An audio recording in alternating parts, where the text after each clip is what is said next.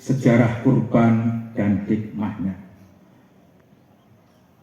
Yang pertama, kurban di masa Nabi Adam.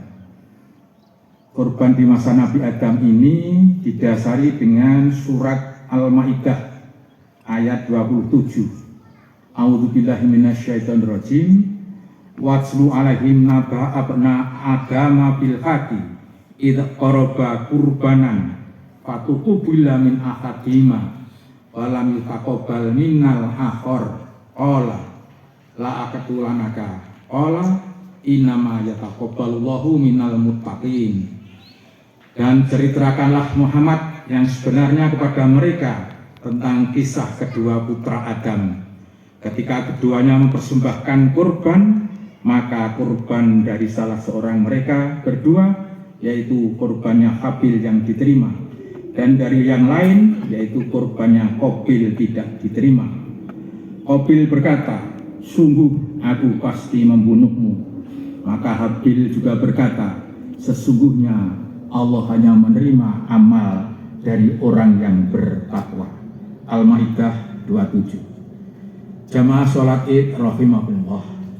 Nabi Adam alaihissalam beserta Siti Hawa diberi karunia oleh Allah dengan keturunan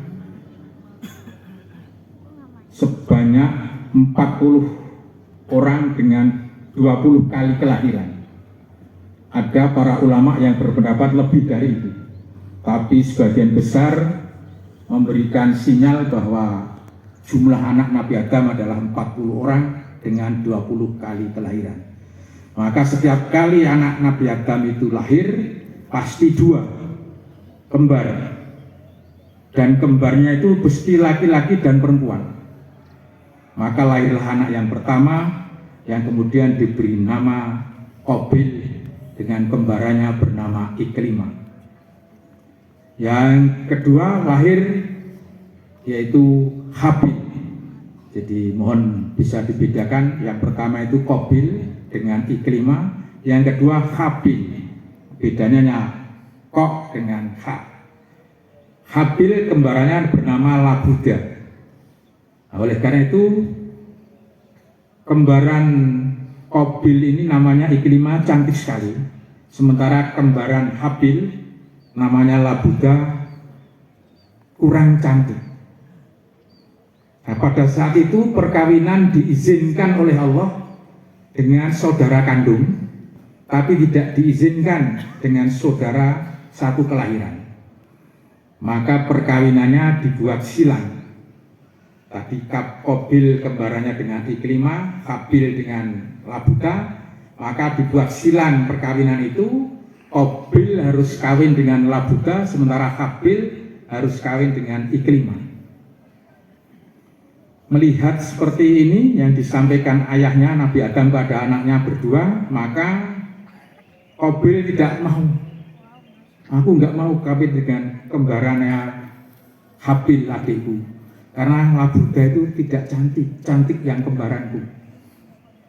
Dan itu menjadi pertentangan di antara kedua anak Nabi Adam itu, yang pada akhirnya protes kepada ayahnya. Bagaimana ini ayah? Aku kan kembarannya sama Ikrimah, sementara adikku kembarannya sama Labuda. Aku tidak mau kalau kawinnya disilang, maka aku ingin kawin dengan kembaranku sendiri. Tapi karena memang hukumnya tidak diperbolehkan oleh Allah SWT, maka Nabi Adam dipetunjuk agar dua orang anak ini mengadakan kurban. Qabil berkurban dengan hasil pertanian, karena memang profesinya Qabil adalah petani, sementara Habil berkurban dengan kambing, karena memang profesinya Habil adalah peternak. Dan kurbannya tidak disembelih seperti sekarang. Kurbannya ditaruh di satu tempat, ada yang meriwayatkan di atas gunung. Kemudian nanti siapa kurbannya yang hilang, yaitulah yang diterima. Maka Qabil dan Habil menaruh kurban itu di atas gunung. Qabil kurban dengan hasil pertanian yang didasari dengan tidak punya rasa keikhlasan dan penuh dengan tidak sungguhan, sementara Habil kurban dengan ikhlas dan didasari dengan ketakwaan yang berupa seekor kambing. Singkat riwayat, pagi harinya korban itu dilihat oleh keduanya. Maka ternyata yang hilang, yang diterima adalah korbannya Habil yang berupa seekor kambing. Nah, melihat kenyataan ini maka Qabil tidak mau menerima. Karena siapa yang diterima korbannya itulah yang akan menikah dengan Iklimah. Nah, karena Qabil tidak terima dengan kejadian itu, maka Qabil ingin membunuh adiknya Habil. Dan ini sampai menjadi percecokan yang lama, dan pada akhirnya ternyata Qabil membunuh betul kepada Habil, dan terbunuhlah Habil. Melihat mayat adiknya yang sudah mati itu, dan Habil adalah manusia pertama yang mati di dunia, sementara Qabil adalah manusia pertama yang melaksanakan pembunuhan. Maka ketika orang membunuh orang sekarang ini, Qabil mendapatkan dosa jariah. Oleh karena itu sidang jamaah yang berbahagia, maka kebingungan Qabil untuk mengubur mayat adiknya ini menjadi berhari-hari mayat itu tidak dikubur. Dan akhirnya Allah memberikan petunjuk di dalam surat Al-Maidah ayat 31. A'udzubillahi minasyaitonirrajim. Fa ba'atsallahu ghuraban yab'atsu fil ardi liyuriyahu kaifa yuwariya sau'atahu akhi. Qala ya wailata a'jastu an akuna misla hadzal ghurabi fa uwariya sau'ata akhi wa asbaha minat nadimi. Yang artinya kemudian Allah mengirim seekor burung gagak yang melubangi tanah dengan paruh dan kakinya supaya beriakannya kepada Qabil bagaimana semestinya ia menguburkan mayat saudaranya itu. Maka Qabil pun berkata, oh celaka aku, mengapa aku tidak mampu berbuat seperti burung gagak ini sehingga aku dapat menguburkan mayat saudara kau ini. Maka jadilah dia termasuk orang-orang yang menyesal. Dan akhirnya Qabil pun melubangi tanah untuk mengubur mayat adiknya itu.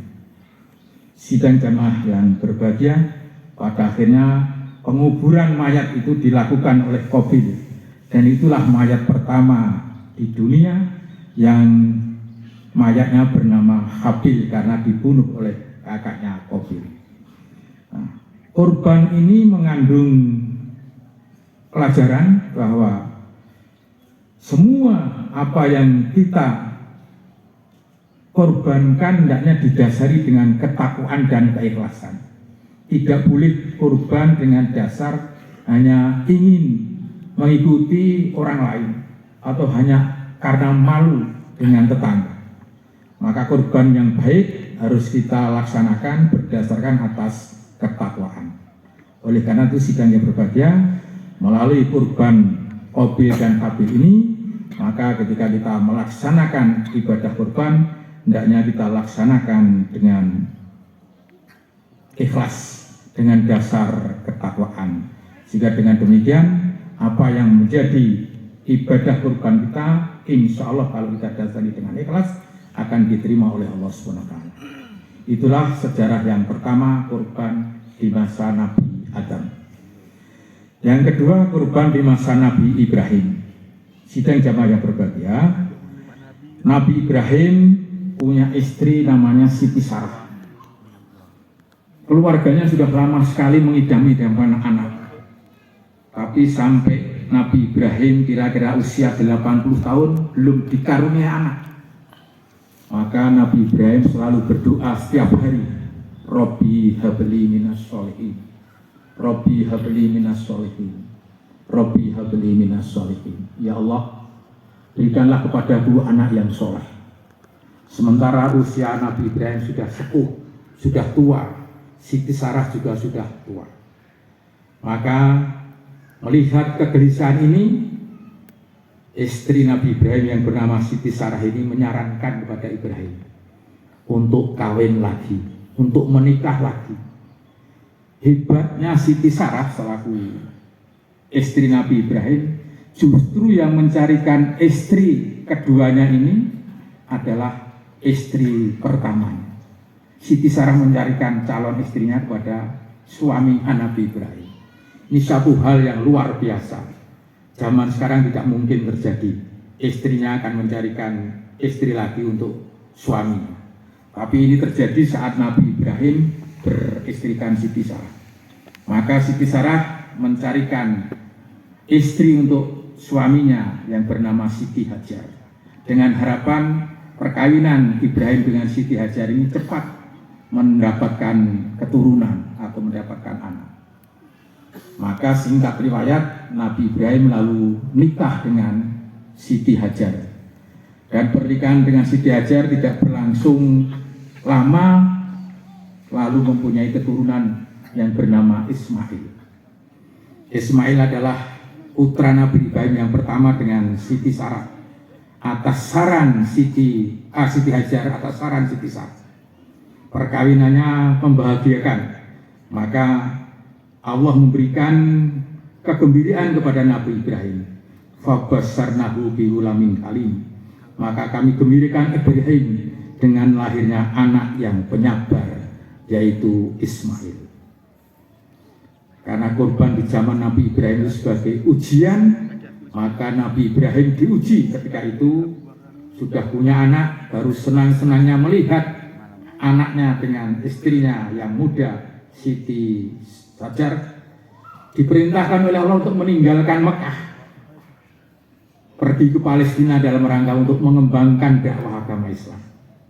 Sampai-sampai Siti Hajar cemburu, jangan-jangan kau hanya akan ke tempatnya Siti Sarah. Bukan, ini perintah Allah SWT. Tapi kalau memang itu perintah Allah, aku izinkan. Singkat riwayat, Siti Sarah dan Ismail ditinggal di Mekah, di tanah yang tandus, tidak ada tanaman sedikit pun. Yang pada akhirnya Nabi Ibrahim meninggalkan Siti Sarah dan anaknya Ismail dalam jangka waktu yang cukup lama. Dan pada akhirnya Siti Sarah kehabisan bekal karena ditinggal sudah lama. Pembawaan bekal sementara tidak cukup untuk lama. Bingunglah Siti Sarah ini di Mekah. Maka dia lari ke Bukit Sofa untuk mencari barangkali ada sesuatu minuman atau air atau sesuatu makanan. Di Bukit Sofa tidak ditemukan. Siti Sarah pindah lari ke Bukit Marwah. Di Bukit Marwah juga tidak ditemukan. Jadi Siti Sarah lari dari Bukit Sofa ke Marwah sebanyak 7 kali. Yang pada akhirnya tidak menemukan sesuatu dan tidak menemukan makanan dan minuman. Maka berserah dirilah Siti Sarah. Siti Hajar. Ya Tuhan, aku ini hambamu, hamba yang kau ciptakan, pasti engkau akan memberikan rezeki. Oleh karena itu, Allah menunjukkan kekuasaannya. Nabi Ismail atau waktu belum jadi nabi, masih Ismail, kakinya menyentuh tanah dengan keras. Kalau orang Jawa bilang gedruk. Lalu di gedrukan kaki itulah keluar air yang disebut dengan air Yam yang sekarang sangat terkenal itu. Oleh karena itu sudah zaman yang berbahagia, maka pengorbanan Siti Sarah, perjalanan mencari air dari Sofa ke Marwah itu, yang hari-hari ini menjadi ritual haji yang dilaksanakan oleh seluruh jamaah haji di dunia dalam rangka untuk menyempurnakan ibadahnya.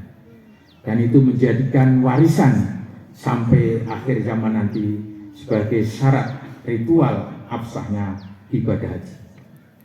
Nah, setelah lama berkembang, maka Ismail menginjak usia remaja.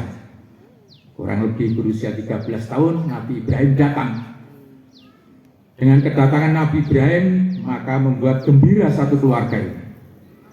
Ibrahim dan Siti Hajar serta Ismail merasa tenang. Tapi ternyata ketenangan itu tidak berjalan lama. Nabi Ibrahim lewat mimpinya di malam tanggal 8, Nabi Ibrahim mimpi dengan disuruh menyembelih anaknya yang bernama Ismail. Ibrahim masih bimbang melihat mimpi, aku merasakan mimpi itu. Kenapa? Aku baru ketemu dengan keluargaku, tapi sudah ada perintah disuruh menyembelih anakku. Ini perintah apa bisikan setan? Maka kebimbangan Nabi Ibrahim itulah yang menjadikan tanggal 8 disebut dengan hari Tarwiyah, yang bermakna kebimbangan. Ternyata kebimbangan itu diulang lagi malam tanggal 9 Dzulhijjah. Nabi Ibrahim lebih jelas lagi mimpi, diperintah untuk menyembelih Ismail. Dan ketika Nabi Ibrahim mimpi di malam tanggal 9 itulah sudah meyakini bahwa ini adalah perintah Allah. Ini bukan bisikan setan, karena sangat nyata, sangat tampak bahwa ini adalah perintah Allah. Sidang jamaah yang berbahagia, maka tanggal 9 pagi itulah disebut dengan hari Arafah, yang berarti sudah jelas, sudah terang, sudah pasti bahwa ini adalah perintahnya Allah Subhanahu wa Ta'ala. Selanjutnya mimpi itu disampaikan Nabi Ibrahim kepada putranya yang bernama Ismail. Disebutkan dalam surat As-Saffat, falamma balagha ma'usaya qala ya bunayya in arafil manam ani atbahuka fandur madza tara. Setelah anak itu tumbuh remaja dan bisa diajak berusaha, maka Ibrahim berkata, wahai anakku, sungguh aku diperintah Allah dalam mimpiku supaya aku menyembelihmu. Maka bagaimana pendapatmu? Qala ya abatif al matuk maruna satajiduni insyaallah minas sabirin. Ismail menjawab, kalau memang itu perintah Allah, maka lakukanlah. Insya Allah aku akan tergolong menjadi orang-orang yang sabar. Kurban di masa Nabi Ibrahim. Yang terakhir atau yang ketiga, kurban di masa Nabi Muhammad. Dasarnya adalah surat Al-Kautsar ayat 1 sampai dengan 3. A'udzubillahi minasyaitonirrajim. Bismillahirrahmanirrahim. Inna a'tainakal kautsar fasholli li rabbika wanhar inna syani'aka huwal abtar. Barang siapa yang bersyukur kepada Allah SWT, maka nikmatnya akan ditambah. Tapi barang siapa yang kufur nikmatnya kepada Allah, maka siksa Allah itu sangatlah pedih. Sidang jamaah yang berbahagia, marilah kita berusaha setiap tahun untuk bisa melaksanakan ibadah kurban. Jadi kewajiban sunnah mu'akkad, hukumnya kurban itu sebaiknya kita laksanakan kalau punya kelebihan setiap tahun. Karena Nabi bersabda, man wajada sa'atan di ayudohi walam yudohi fala yuqarib bana musolana. Siapa yang punya keluasan rezeki untuk berkorban tetapi dia tidak mau berkorban, maka jangan dekat-dekat tempat sholatku. Maka sidang jamaah yang berbahagia, kita berusaha sedapat mungkin setiap tahun bisa melaksanakan ibadah kurban dengan menyembelih seekor hewan kurban atau sapi untuk 7 orang. Dan kemampuan kita ukur sendiri.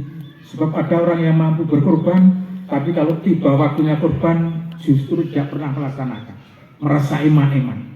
Itu yang masih perlu kita masyarakat kepada teman-teman kita sebagai seorang muslim yang kelihatannya punya kekayaan lebih, tapi tidak pernah melaksanakan kurban. Tapi ada sementara teman-teman kita yang beragama Islam, yang ekonominya hanya pas-pasan, tapi setiap tahun justru melaksanakan ibadah kurban. Nah, inilah perlu kita dorong pada teman-teman kita yang punya kekayaan lebih tapi tidak mau berkorban. Dan ini dianggap tidak boleh dekat-dekat dengan tempat sholatnya Nabi. Itulah sidang jamaah-jemaah yang berbahagia, sejarah kurban di masa Nabi Adam, di masa Nabi Ibrahim, dan di masa Nabi Muhammad. Amin, amin, ya rabbal alamin. Innallaha wa malaikatahu yusholluna ala nabi. Ya ayyuhalladzina amanu shollu alaihi wa sallimu taslima. Allahumma sholli ala Muhammad wa ala ali Muhammad warhamna ma'hum bi rahmatika ya arhamar rahimin. Allahumma ighfir lil mu'minina wal mu'minat wal muslimina wal muslimat al ahya'i minhum wal amwat innaka sami'un qaribun mujibud da'wat wa ya qadiyal hajat. Allahumma arinal haqqa haqqa warzuqna tiba'ah wa arinal batila batila warzuqna ijtinabah. Rabbana la tuzigh qulubana ba'da idh hadaitana wa hab lana min ladunka rahmah innaka antal wahhab. Rabbana dzalamna anfusana wa illam taghfir lana wa tarhamna lanakunanna minal khasirin. Rabbana hab lana min azwajina wa dzurriyyatina qurrata a'yun waj'alna lil muttaqina imama bi rahmatika ya arhamar rahimin. Rabbana ikhwanina alladzina sabaquna bil iman wa la taj'al fi qulubina ghillan lil ladzina amanu. Rabbana innaka ra'ufur rahim bi rahmatika ya arhamar rahimin. Rabbana inna nas'aluka salamatan fid dini wa afiatan fil jasadi wa ziyadatan fil ilmi wa barakatan fil rizqi wa taubatan qoblal maut wa rahmatan indal maut wa maghfiratan ba'dal maut. Allahumma hawwin alaina fi sakaratil maut wa najata minan nar wal afa indal hisab. Khususan haji, Allahumma hajjam mabrura wa sa'yam masrura wa dzambam maghfura wa tijaratan lan tabur wa amalan sholihan maqbulan. Rabbana atina fid dunya hasanah wa fil akhirati hasanah wa qina adzabannar. Subhana rabbil izzati amma yasifun wa salamun alal mursalin walhamdulillahi rabbil alamin. Assalamualaikum warahmatullahi wabarakatuh. Waalaikumsalam.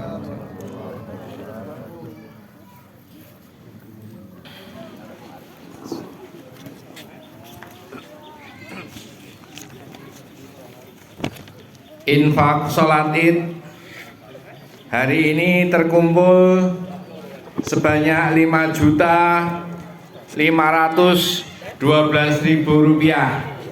Alhamdulillahirrahmanirrahim. Semoga menjadi amal soleh kita. Amin ya rabbal alamin. Untuk informasi selanjutnya, pelaksanaan penyembelihan kurban di masjid masing-masing akan dilaksanakan tepat pada pukul 7.30. Mohon para sahibul kurban dan para panitia kurban untuk bisa menempatkan diri di posnya masing-masing.